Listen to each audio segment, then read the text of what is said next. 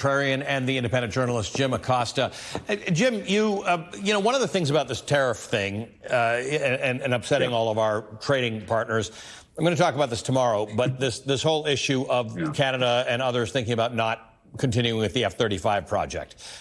This is more than trade and tariffs. This is people who are feeling deceived and cheated by the United States, people who have stuck by the United States, military allies. It's a dangerous world out there, and this is creating rifts where rifts are not needed.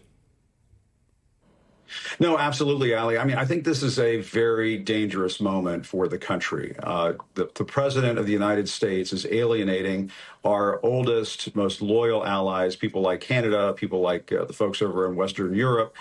And look at who he is giving, you know, just a pass time and again, Vladimir Putin. And so you're absolutely right, Ali. What is happening right now in terms of the U.S. relationship with Canada, where he continues with these cockamamie ideas that Canada is going to become part of the United States and so on, it is absolutely alienating our friends to the north. And, you know, I talk to diplomats, I talk to military leaders, you know, they reach out to me from time to time.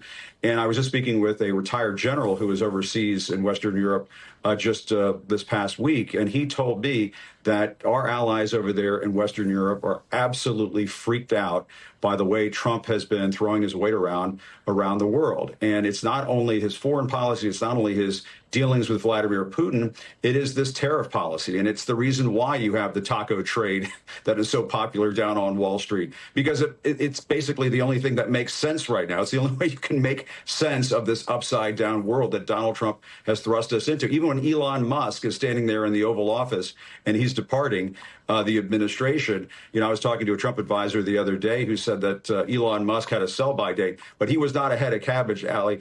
He was more like expired ultra-pasteurized milk. At some point, you got to throw that stuff out. Jen, the taco trade. Taco stands for Trump always chickens out. It's why the markets and the bond markets have not fully imploded, because Donald Trump says things that should make the markets implode, and then they say, you know what, he's going to change this. He's going to reverse it. Jamie Dimon said something this week in which he said, you know, we probably should be worried about China. It's a real adversary, and we've got real challenges with it. But really, we should be worried about what's going on here. The instability in America is probably a greater challenge to the world right now than China is. Absolutely. And part of the problem with taco is that if you're an investor, if you're an entrepreneur, why would you invest in the United States? Why would you build a new plant? Why would you plan a future down the road more than a day or two? You can't plan and grow an economy with such uncertainty. One of the problems, one of the reasons why Jamie Dimon was so freaked out is America has always been a financial refuge because it's been stable.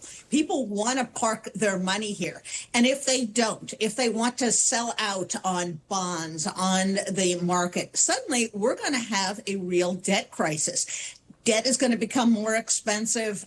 Growth is going to slow. There's a whole cascade of issues that happen because Trump is making us into a lesser economic power. For decades, we've enjoyed supremacy as the premier safe economic haven.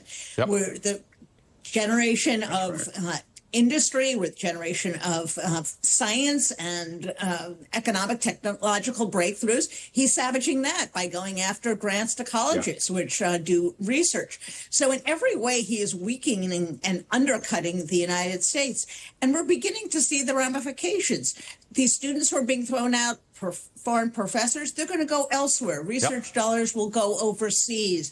Investors will find other places to put their money. Investors will find other bonds, other financial ways to expand. So this is a self-own that we have never had. We've never had a president who has so damaged the American economy, the American international status, as Jim was saying, our financial strength, our military strength, in such a deliberate pattern. And as a result, we are facing really an unprecedented voluntary diminishment of our policies. And the rest of the world looks at us and thinks we're nuts. And to some extent, we are. And that's because we have a president who is completely out of control, who is ignorant, and who has surrounded himself by nuts themselves. When you have people like Luddick, who is now a synonymous term for liar, and is propagating all kinds of nuttery and just absolute falsehoods about the economy, about trade, the rest of the world says, okay, thanks, but no thanks. We're going to park our money elsewhere. We're going to try to carry on as best we can.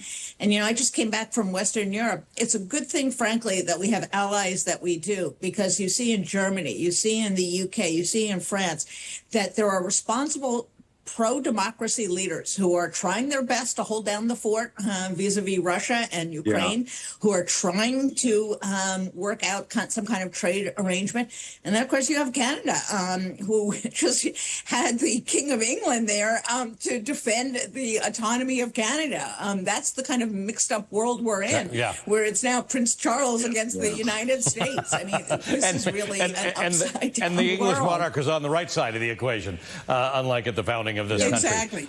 You two are wonderful. Thank you both. Jen Rubin, co-founder and editor-in-chief of The Contrarian and an MSNBC political analyst, and Jim Acosta, independent journalist and host of The Jim Acosta Show, author of the book The Enemy of the People, A Dangerous Time to Tell the Truth in America. Jim, as he mentioned, is holding a live town hall this Monday, June 2nd, at the Lincoln Theater in Washington, D.C. You can find more information at The Jim Acosta Show on Substack. Thanks to both of you. Thanks, Alan. Coming up, imagine a country with a draconian immigration control, very little regulation on business, and even fewer constraints on executive power. Sound familiar? Also sounds a lot like Hungary under Prime Minister Viktor Orban. Orban's become an inspiration to American right-wing activists, many of whom flocked to the CPAC conference